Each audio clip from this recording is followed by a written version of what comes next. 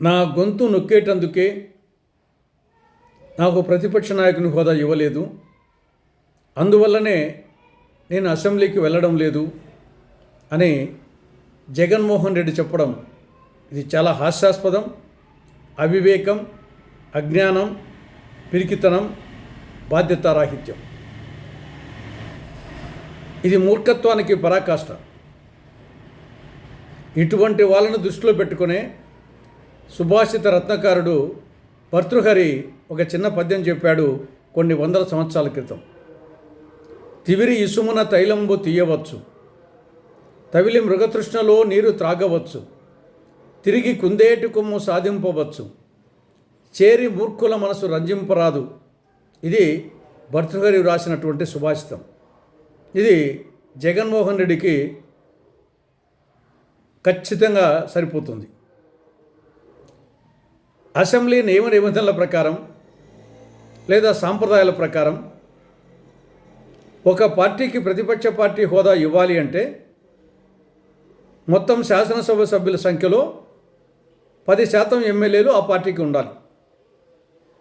Andhra Pradesh assembly మొత్తం శాసనసభ్యుల సంఖ్య 175. అందులో 10% అంటే 18 మంది ఉండాలి. 17.5 అంటే 18 మంది ఉండాలి. జగన్మోహన్ రెడ్డి పార్టీకి, వైకాపా పార్టీకి 11 మంది ఎమ్మెల్యేలే గెలిచారు. 7 మంది తక్కువ ఉన్నారు. కాబట్టి 10% లేదు. కాబట్టి ఆ పార్టీకి ప్రతిపక్ష పార్టీ హోదా రాదు, ఆ పార్టీ నాయకునికి ప్రతిపక్ష పార్టీ నాయకుని హోదా రాదు. ఇది జగన్మోహన్ రెడ్డికి తెలుసు.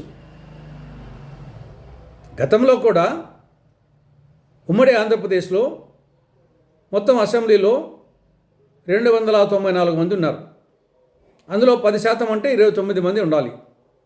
1994లో కాంగ్రెస్ పార్టీ తరఫున 26 మంది ఎమ్మెల్యేలు గెలిచారు. 3 తక్కువ ఉన్నారు. అందువల్ల కాంగ్రెస్ పార్టీకి ప్రతిపక్ష పార్టీ హోదా ఇవ్వలేదు. కాంగ్రెస్ లైచిత్ పార్టీ నాయకుడు పి జనార్దన్ రెడ్డికి ప్రతిపక్ష నాయకుని హోదా ఇవ్వలేదు.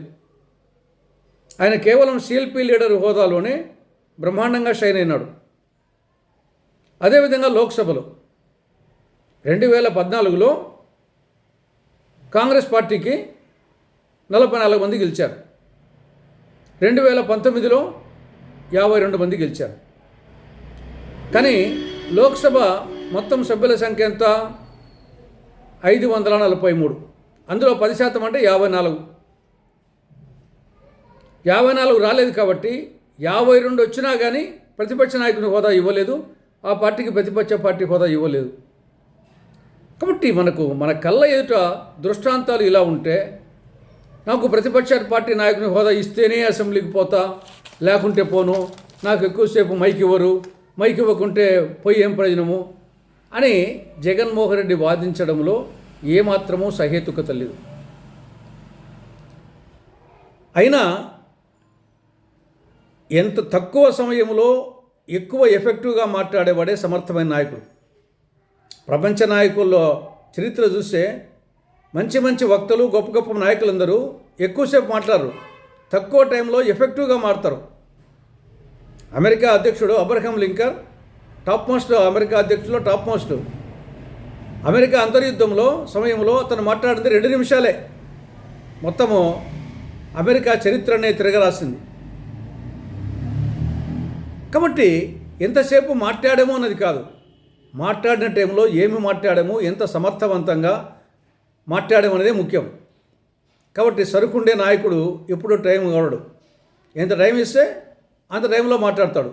5 నిమిషాలు ఇస్తే 5 నిమిషాలు, నిమిషం ఇస్తే నిమిషం, అర్ధగంట ఇస్తే అర్ధగంటలో. కాబట్టి దాన్ని సమయం ఇచ్చిన దాన్ని బట్టి అడ్జస్ట్ చేసుకునే నాయకుడే నాయకుడు. కాబట్టి ఇప్పటికైనా 3 పరిష్కారాలు. ఇప్పటికైనా జ్ఞానోదయం తెచ్చుకొని జగన్మోహన్ రెడ్డితో సహా, జగన్మోహన్ రెడ్డి ప్లస్ ఆ పార్టీకి చెందిన 10 మంది ఎమ్మెల్యేలు 11 మంది అసెంబ్లీకి పోవాలి. లేదా కనీసం జగన్మోహన్ రెడ్డి కాకుండా మిగతా 10 మంది ఎమ్మెల్యేలైనా పోవాలి. ఎందుకంటే వాళ్ళకు ప్రతిపక్ష పార్టీ హోదా అవకాశమైనా వాళ్ళకు రాదు. లేదా మూడవది, మొత్తం జగన్తో సహా మీ పార్టీకి చెందినటువంటి 11 మంది ఎమ్మెల్యేలు రాజీనామా చేస్తే కనీసం అలా ఎన్నికలు వస్తే వేరే వాళ్ళన్న ఎమ్మెల్యేలుగా ఆ నియోజకవర్గాల నుండి గెలుస్తారు, అసెంబ్లీకి పోతారు, ప్రజా సమస్యల మీద, నియోజకవర్గ సమస్యల మీద మాట్లాడే అవకాశం ఉంటుంది, ఆ నియోజకవర్గాలకు ప్రాతినిధ్యం లభిస్తుంది. కాబట్టి ఈ 3 అంశాల్లో ఒకటి జగన్ ప్లస్ 10 మంది పోవడమా, లేదా కనీసం జగన్ లేకుండా మిగతా 10 మంది పోవడమా, లేకుంటే 11 మంది రాజీనామా చేయడమా, ఈ మూడింట్లో ఏదో ఒకటి తేల్చుకోవాలని కాంగ్రెస్ పార్టీ జగన్మోహన్ రెడ్డికి, ఆ పార్టీ ఎమ్మెల్యేలకు సూచిస్తూ ఉంది.